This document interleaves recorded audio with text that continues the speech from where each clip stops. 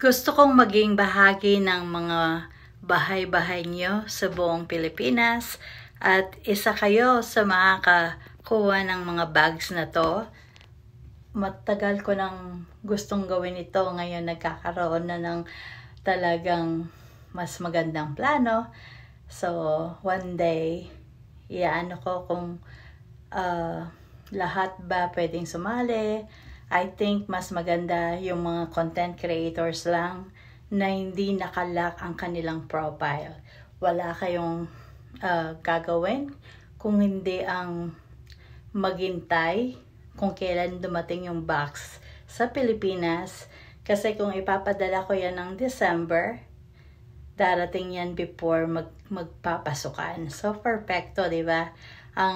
Pwede kayong makakuha ng bags or ng mga sapatos na pangbata. Alright? And lahat yan original from America. Okay? Hindi galing ng kung saan-saan. Dito yan, kumbaga, pinibili yan ng mga kano nandito sa Amerika. So, mapapasa inyo yan. Wala kayong dapat gawin kundi maging content creator at syempre legit na engager, legit na supporter ko sa lahat ng aking mga account at saka hindi nakalock ang profile.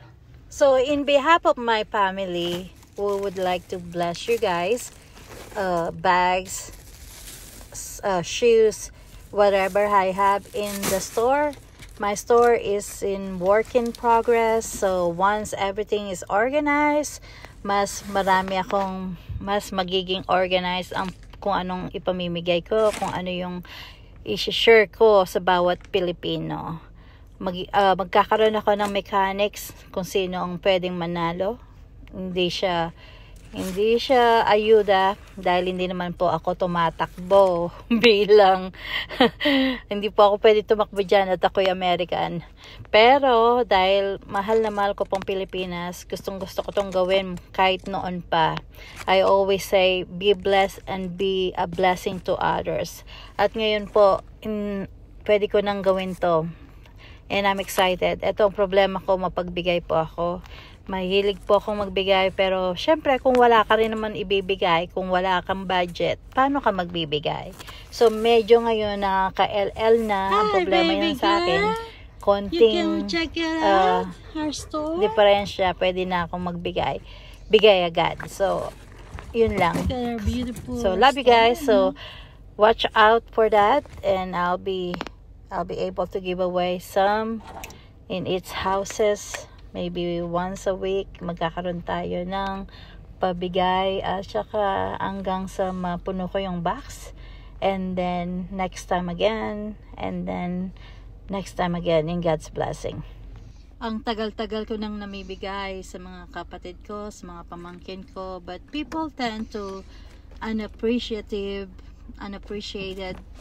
pag sinusubo mo lang yung mga bagay na binibigay mo. Pag hindi nila pinaghihirapan, hindi ko man lang nakikita na nasusuot or nagagamit.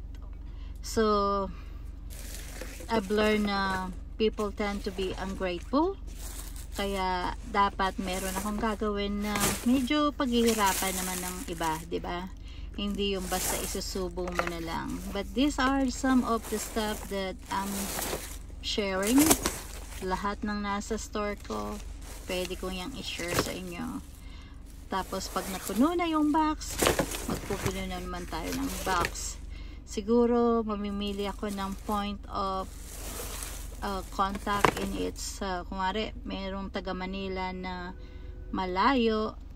Manila sila lahat, tatlo na taga Manila. So pipili ako ng trusted person na mapapadala yung tatlong bags or tatlong shoes sa isang tao, tapos kayo na lang ang magko-contact sa kanila, and then syempre kailangan i-follow nyo sila.